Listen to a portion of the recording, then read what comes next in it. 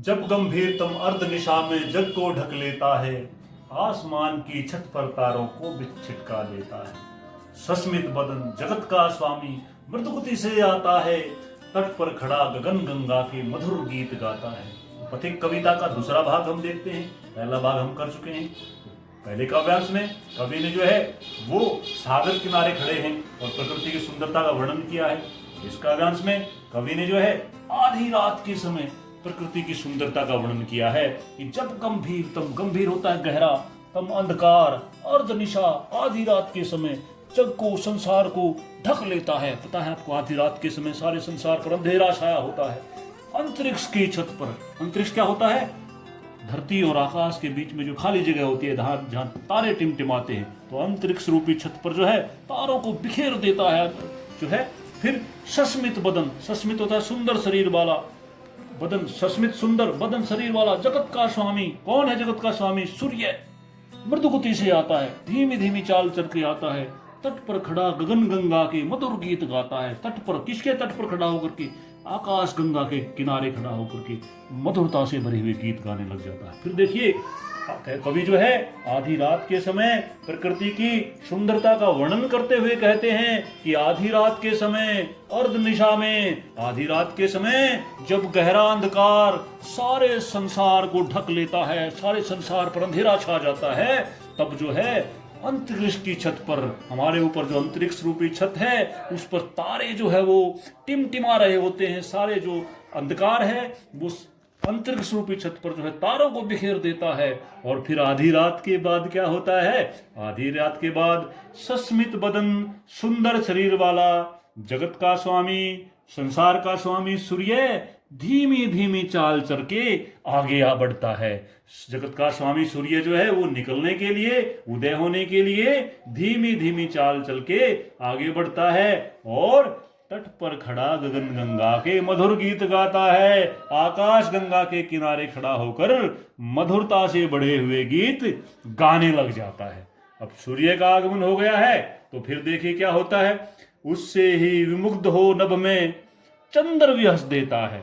चंद्रमा जो है मोहित हो जाता है। विमुग्ध होना, मोहित हो जाना। नभ में, आकाश में चंद्रमा व्यस देना, हंस देना। अब सूर्य को देख करके सुंदर जो है शरीर वाले जगत के स्वामी सूर्य को देख करके और उसके रूप पर मोहित होकर के आकाश में चंद्रमा हंसने लग जाता है। क्यों हंसने लग जाता है चंद्रमा? कि अब सूर्य का आगमन होने वाला है, तुझे जाना होगा। तो चंद्रमा हंसने लग जाता है और सूर्योदय का आभास पाकर के, सूर्य के उदय होने का आभास पाकर के क्या और क्या होता है? वृक्ष विविध पत्तों पुष्पों से तन को सज लेता है। वृक्ष जो होते हैं वो भी विविध होते हैं, अनेक प्रकार के पत्तों और फूलों से, पुष्पों से तन को, शरीर को सजा लेते हैं। और जो पेड़ हैं वो भी सूर्योदय के आगमन का आभास पाकर के, सूर्योदय का आभास पाकर के अनेक प्रकार के नए नए पत्तों और पुष्पों से अपने शरीर को सजा लेते हैं। पेड़ भी श्रृंगार करने लग जाते हैं। पक्षी हर्ष संभाल नहीं सकते, मुग्ध चहक उठते हैं। पक्षी भी जो है वो सूर्योदय होने से पहले, सूर्योदय होने का आभास पाकर के हर्ष होता है, खुशी संभाल न सकना, रोके से भी ना रोक पाना, मुग्ध होता है, खुश होकर के चहकने लग जाते हैं। सुबह के जो है जो पक्षी जो होते हैं वो भी अपनी खुशी को रोके नहीं रोकते और वो भी जो है प्रसन्नता के साथ चहकने लग जाते हैं। सारे वातावरण को गुंजायमान कर देते हैं चहक करके। फूल सांस लेकर सुख की सानंद महक उठते हैं और जो फूल होते हैं वो भी सुख की सांस लेकर के सानंद आनंद के साथ महकने लग जाते हैं। हाँ, फूल भी जो है सुख की सांस लेकर के और आनंद से महकने लग जाते हैं। आपको पता है कि जब सुबह सूर्योदय होता है तो प्रातः काल में सारी प्रकृति तरोताजा नजर आती है, सारी प्रकृति आनंदित नजर आती है और जो है जो वृक्ष जो होते हैं वो नए नए पत्तों से सजे होते हैं, पुष्पों से सजे होते हैं, पक्षी भी चहचहा रहे होते हैं, फूल खिले होते हैं। तो सुबह जो है प्रकृति का नजारा जो है वो बहुत ही सुंदर होता है। उसी का वर्णन यहाँ पर कवि ने किया है। अब आगे देखिए। वन उपवन गिरिसानु कुंज में मेघ बरस पड़ते हैं। वन, वन में उपवन बगीचे में, गिरी पर्वत पर, सानु होता है समतल भूमि, कुंज होता है लताओं का समूह, बेलों का समूह, मेघ बरस पड़ते हैं प्रकृति के हर उपागम पर, प्रकृति के हर अंश पर जो है वो वन पर, बगीचों में, पेड़ पहाड़ों पर, समतल भूमि पर, लताओं पर बारिश जो है वो बरसने लग जाते हैं। और इस मधुर जो है वातावरण में कवि कहता है मेरा आत्म प्रलय होता है, नयन नीर झड़ते हैं। आत्म प्रलय हो जाना, भावुक हो जाना, हृदय में भावनाओं का उमड़ उमड़ कर आना, भाव विह्वल हो जाना। तो कवि कहता है इस सुंदर वातावरण को देख करके मेरा आत्म प्रलय हो जाता है, मेरे हृदय में भावनाएं उमड़ कर आती हैं, मैं भावुक हो जाता हूं और मेरे नयन नीर झड़ते हैं, मेरी आंखों से अश्रुधारा बहने लग जाती है, आंखों से आंसू बहने लग जाते हैं। और फिर क्या कहते हैं, पढ़ो लहर तट तृण तृण तरु गिरी नभ किरण जलद पर प्यारी। ये सारे प्रकृति के अंश हैं, प्रकृति के उपागम हैं। इन सब पर प्रकृति की सुंदरता देखी जा सकती है, अनुभव की जा सकती है।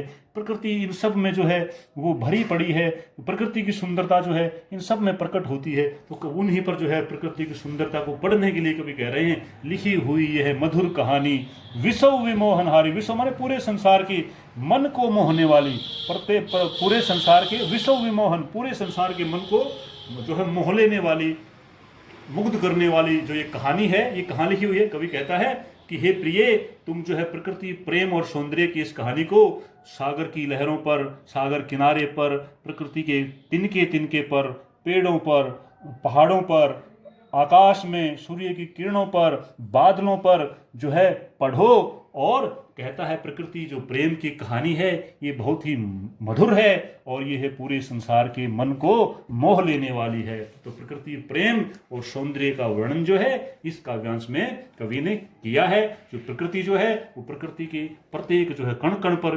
प्रकृति के प्रत्येक उपागम पर, प्रकृति के प्रत्येक अंश पर जो है उस सुंदरता को और प्रकृति प्रेम को अनुभव किया जा सकता है। कैसी मधुर मनोहर उज्जवल है यह प्रेम कहानी, जी में है अक्षर बन इसके, बनो विसव की बानी, स्थिर पवित्र आनंद प्रवाहित सदा शांति सुख है। आह प्रेम का राज्य परम सुंदर, अतिशय सुंदर है। वाह क्या भाषा है, देखिए कैसी मधुर मनोहर उज्जवल है ये प्रेम कहानी। कौन सी प्रेम कहानी? प्रकृति प्रेम और सौंदर्य की कहानी। कभी कहते हैं प्रकृति प्रेम और सौंदर्य की कहानी बहुत ही मधुरता से भरी हुई, मन को हरने वाली, मन को प्रसन्नता कर देने वाली, उज्जवल और पवित्र है। और मेरा मन करता है कि मैं इस कहानी का अक्षर बन जाऊं, इस कहानी को शब्द प्रदान करूं, अपने हृदय, अपने जो है वाणी से इस कहानी का बखान करके सारे संसार की वाणी बन जाऊं। कवि जो है इस कहानी को अभिव्यक्ति प्रदान करना चाहता है, प्रकृति प्रेम की और सुंदरता की कहानी का कवि बखान करना चाहता है अपनी वाणी से। इसलिए कहता है कि मेरा मन करता है कि प्रकृति प्रेम की इस कहानी का अक्षर बन करके मैं अपने शब्दों से इस कहानी का बखान करके सारे विश्व की, सारे संसार की वाणी बन जाऊं। और प्रकृति प्रेम और सौंदर्य कैसा है? शिथिर है, कभी समाप्त ना होने वाला है, बड़ा पवित्र उज्जवल है, आनंद प्रवाहित, हमारे हृदयों में आनंद और सुख का प्रवाह करने वाला है, सदा शांति और सुख प्रदान करने वाला है। आहा प्रेम का राज्य परम सुंदर, अति सुंदर है। ये प्रकृति प्रेम और जो सौंदर्य का जो राज्य है वो जो हमारे हृदयों पर राज करता है, प्रकृति प्रेम और सौंदर्य जो हमारे हृदयों पर राज करता है, प्रकृति प्रेम का वो राज्य बड़ा शिथिर है, पवित्र है, आनंद और सुख का हृदयों में प्रवाह करने वाला है, सदा शांति और सुख देने वाला है। और प्रकृति प्रेम का राज्य जो है ये दिव्य है, अलौकिक है और इससे बढ़कर जो सुंदर कोई अन्य चीज नहीं हो सकती। तो इस प्रकार जो है इस कविता में कवि ने प्रकृति के सौंदर्य का जो है वर्णन किया है और प्रकृति को जो है वो सबसे बढ़कर सुख देने वाली, आनंद देने वाली और जो है हमारे कल्याणकारी हमारे लिए जो है बताया है। और जो अपने आप को जो है प्रकृति प्रेम को जो है अपने शब्दों में यहाँ पर कवि जो है वो व्यक्त कर देना चाहता है। तो आज ये आप हमारी जो कविता है इसका समापन हो गया है। आपको मुझे आशा है जो मेरा प्रस्तुतिकरण जो पसंद आया होगा। तो कोई आप कैसा लगता है, आपको कोई कमी लगती है तो आप कमेंट करके बताएं। आप सबका बहुत बहुत धन्यवाद।